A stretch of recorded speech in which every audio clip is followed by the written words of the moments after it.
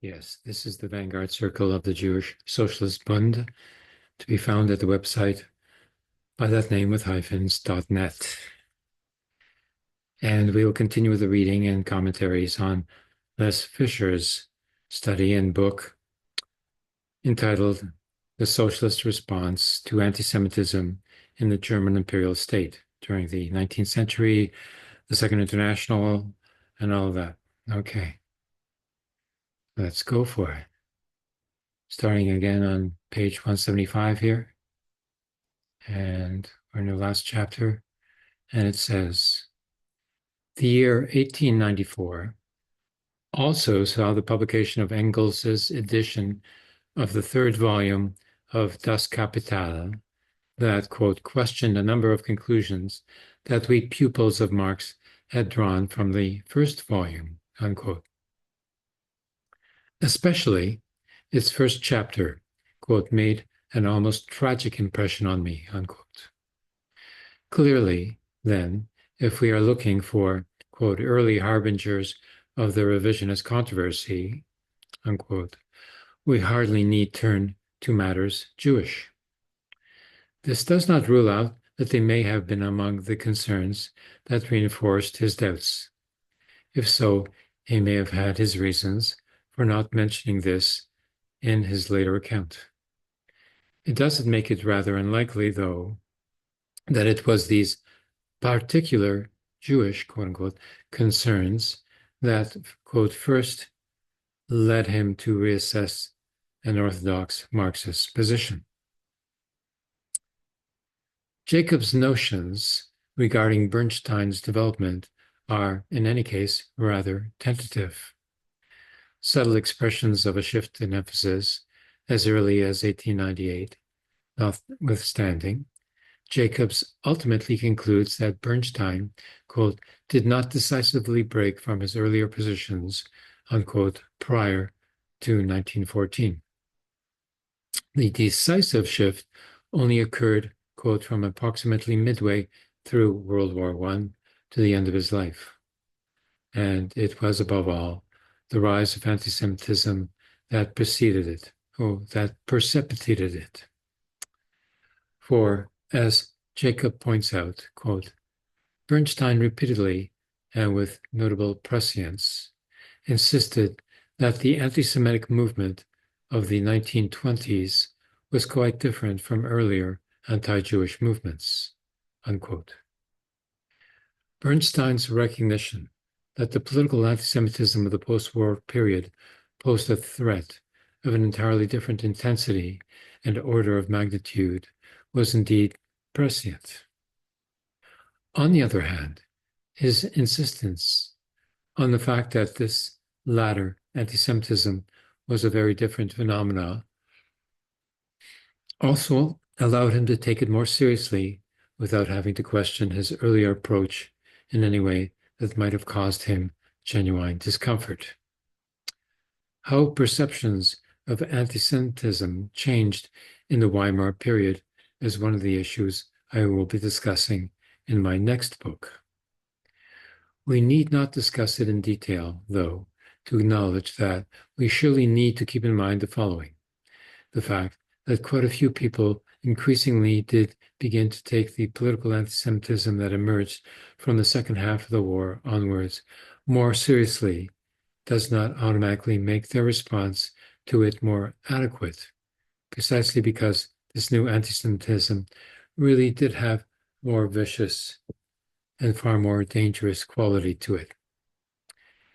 The crucial question is therefore just how much more seriously people were prepared to take it.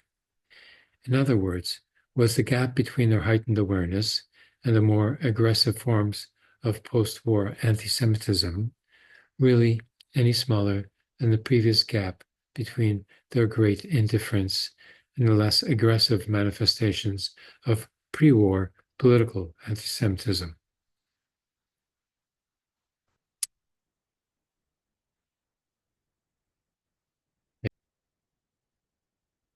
Okay, let's continue now with the reading of Les Fischer's Socialist Response to Anti-Semitism in the German Imperial State.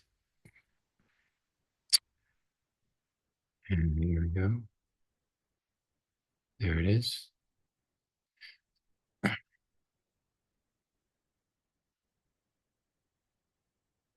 Got it, as the British would say. And we must speak British here in Canada. Okay, clearly then, Bernstein owes his reputation as a socialist of unusual sensitivity for the implications of anti-Semitism and the Jewish question, predominantly to his post-war career. It seems highly unlikely that we would be giving the nuances of his stance in the pre-war period a second thought, were it not for our knowledge of his post-war track record. Had Bernstein died in 1915, we would still remember him as the father of revisionism. Yet we would hardly be considering the possibilities that certain aspects of his position on anti-Semitism and the Jewish question in the 1890s might have been early harbingers of the revisionist controversy. Oh, that does not make this line of inquiry illegitimate or implausible, of course, but it does alert us to the possibility that Bernstein's peers and contemporaries in Imperial Germany, lacking our hindsight, may have found it rather more difficult to perceive of Bernstein as being substantially at odds with the relevant discourse within the party. Consequently, the juxtaposition of Bernstein and Mehring as singularly sensitive to matters Jewish and singularly lacking in that sensitivity, respectively, might well have struck them as rather less compelling than it had seemed to the bulk of the more recent scholarship on the matter. Yes, vive hindsight. Okay. One of my lead questions throughout this book has been this. It says Lars Fischer. Assuming somebody socialized in Imperial Germany who had imbibed its prevalent preconceptions regarding the Jews had become interested in social democracy, to what extent and in what ways, if any, would the encounter with socialism most likely have challenged his or her perceptions?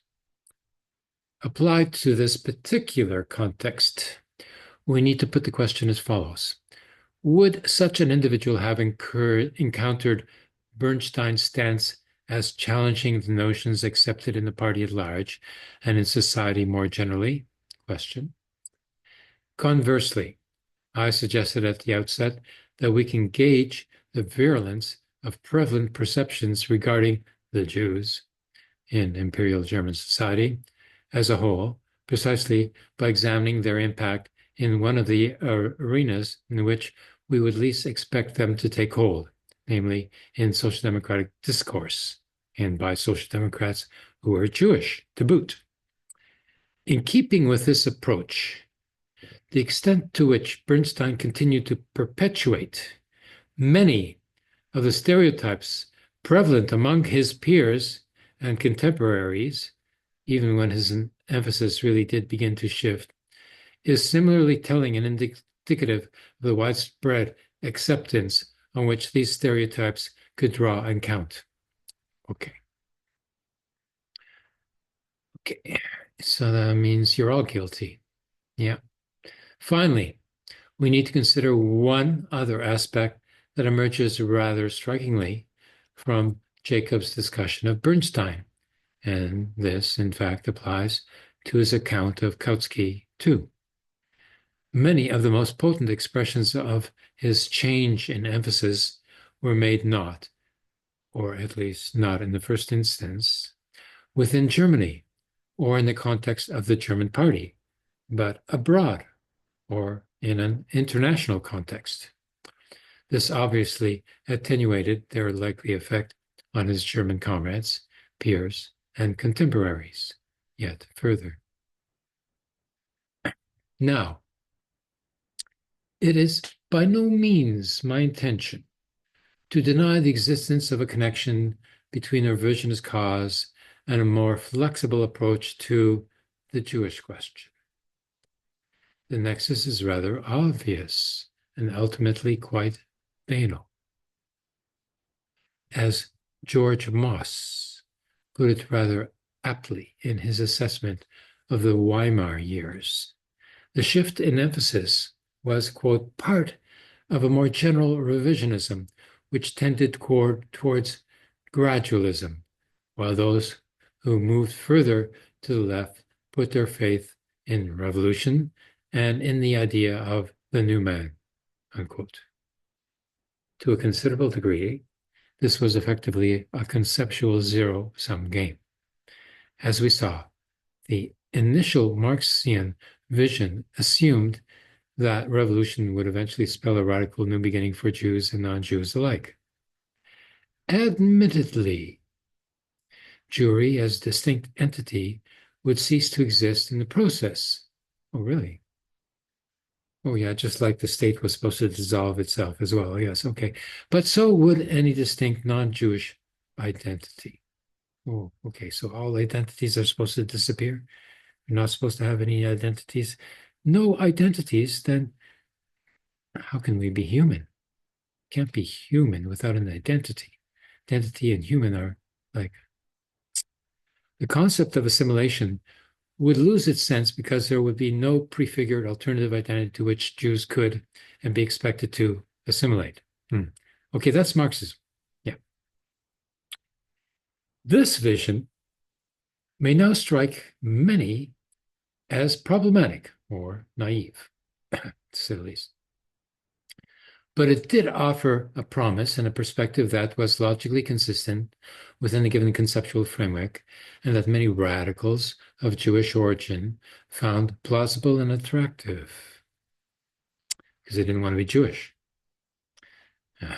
Why? Because if you were Jewish, you didn't get anywhere. You were censored. You were ostracized. Okay. Even among the Social Democrats, it would seem. Okay. If one substituted evolution for revolution, however, and questioned whether any such radical new beginnings for Jews and non-Jews alike would ever occur, one obviously had to suggest or offer something in its stead. Given that their emancipation, even where it had made substantial progress, was still incomplete and contested, the loss of the grand vision invariably left Jews in greater conceptual limbo than non-Jews, that is, with respect to assimilation. Consequently, it went without saying that the revisionists had to strike a new balance in their evaluation of the relationship between emancipation and assimilation. It took no unusual sensitivity or prescience to acknowledge this necessity. Given the prominence of the Jewish question in public discourse and the centrality of the Jew for non-Jewish identity formation, it would have taken a miracle for the revisionists to be oblivious to this particular implication of their ideological project. The rather more interesting question is this: to what extent did this shift in emphasis genuinely transform or challenge the underlying terms of reference? After all, the revisionists rarely bothered to question, let alone did they openly negate, the merits or desirability of the original Marxian project. For the most part, they simply historicized it. The world was no longer the same as it had been when Marx and Engels formulated their predictions and prescriptions, they argued, and socialists had to adapt their strategies accordingly. It is against this backdrop that we need to assess what exactly the revisionist or gradualist shift in emphasis regarding the Jewish question did and did not challenge. The revisionist position clearly implied a denial of the suggestion that the disappearance of Jewry as a distinct entity would transpire in the way in which Marx had foreseen it. It did not, however, automatically question the assumption that the disappearance of Jewry as a distinct entity would eventually occur, nor that this was desirable in the interest of society at large.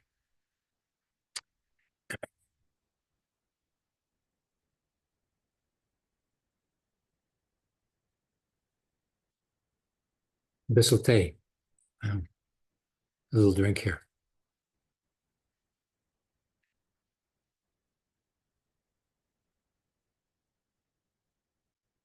It certainly is true that the revisionist project implied greater leniency towards Jewish self-defense and self-organization. Yeah, man, the Jewish Bund was out there doing the work in the streets. But that is only half the story. For this, in turn, rendered all the more important the need to define the necessary limits of that leniency and reassert the underlying assimilationist consensus communis. Yes, well, that was in Germany, and Germany did not work. In this sense, the revisionist shift in emphasis by no means necessarily challenged the generally accepted terms of reference, and in fact led to their active reaffirmation. Consequently, we need to approach expressions of this greater leniency as we would the proverbial glass of which we need to determine whether it is half full or half empty.